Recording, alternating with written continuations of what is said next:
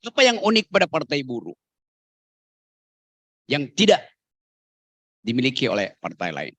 Partai buruh itu partai seluruh dunia. Partai buruh Indonesia terkait dengan partai buruh Australia, terkait dengan partai buruh New Zealand, terkait dengan partai buruh Inggris. Karena dia satu peradaban, yaitu peradaban kelas.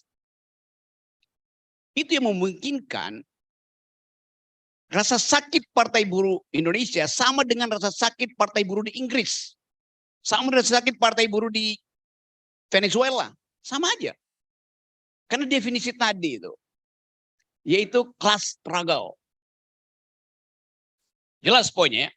Partai buruh partai paling otonom, partai yang dipelihara oleh sejarah. Partai lain dipelihara oleh oligarki, itu bedanya.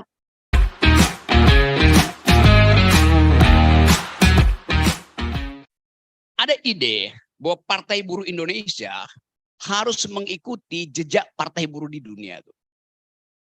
Tetapi ada problem bahwa Indonesia mengalami satu fiksasi kultural.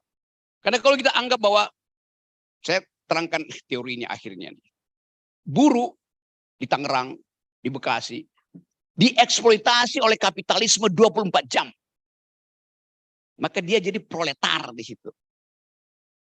Setiap lebaran, atau setiap ada hari raya, liburan, dia pulang kampung dengan ongkos 70.000. Dia bawa handphone baru, dia bawa oleh-oleh dari Jakarta, lalu dia dieluk-elukkan di daerah asalnya. Jadi dia borjuis kecil di situ.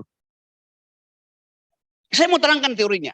Maka tidak pernah terjadi pematangan proletarisasi. Tidak pernah terjadi pematangan laborism itu.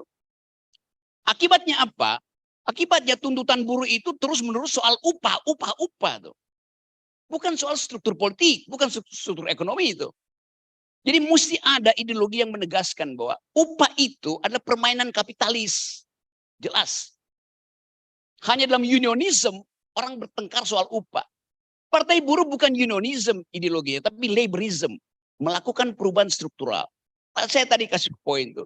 Apa yang mesti dirubah secara struktural? Itu prinsip seolah-olah masyarakat Indonesia semua adalah konsumen. Kita tidak anti pasar, tapi jangan market ekonomi berubah menjadi market society. Itu yang mesti dikendalikan tuh. Jadi dua tantangan partai buruh hari ini adalah memanfaatkan ideologi baru dunia yang sekarang sedang diedarkan, yaitu solidaritas. Solidaritas itu dasarnya adalah di Indonesia adalah keadilan sosial, kemanusiaan beradab tuh. Protososialisme tuh, kooperasi. Itu kan ide dunia sekarang kan. Itu yang pertama. Yang kedua, feodalisme itu mesti dikendalikan. Kalau enggak akan ada pematangan kesadaran. Bahwa Anda dieksploitasi, saya dieksploitasi, begitu saya pulang ke kawasan-kawasan komunal, saya seolah-olah jadi borjuis kecil di situ. Itu membatalkan upaya untuk melakukan perubahan struktural terhadap kehidupan kita. Lain kali saya kuliah tentang hal yang bersifat teoritis. Tapi yang sekarang ada kebutuhan praktis, yaitu tadi. Ucapkan sesuatu dalam perbedaan yang tertinggi.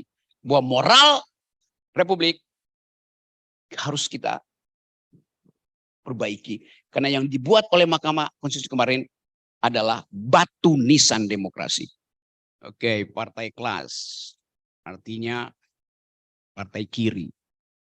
Jadi saya mau berdiri sebelah kiri nih.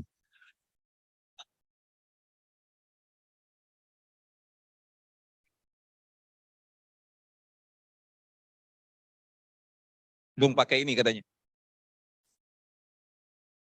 Udah satu. Oke, ini supaya mic-nya sama seperti warna partai buruh itu. Apa yang unik pada partai buruh yang tidak dimiliki oleh partai lain? Partai buruh itu partai seluruh dunia. Partai buruh Indonesia terkait dengan partai buruh Australia, terkait dengan partai buruh New Zealand, terkait dengan partai buruh Inggris. Karena dia satu peradaban, yaitu peradaban kelas.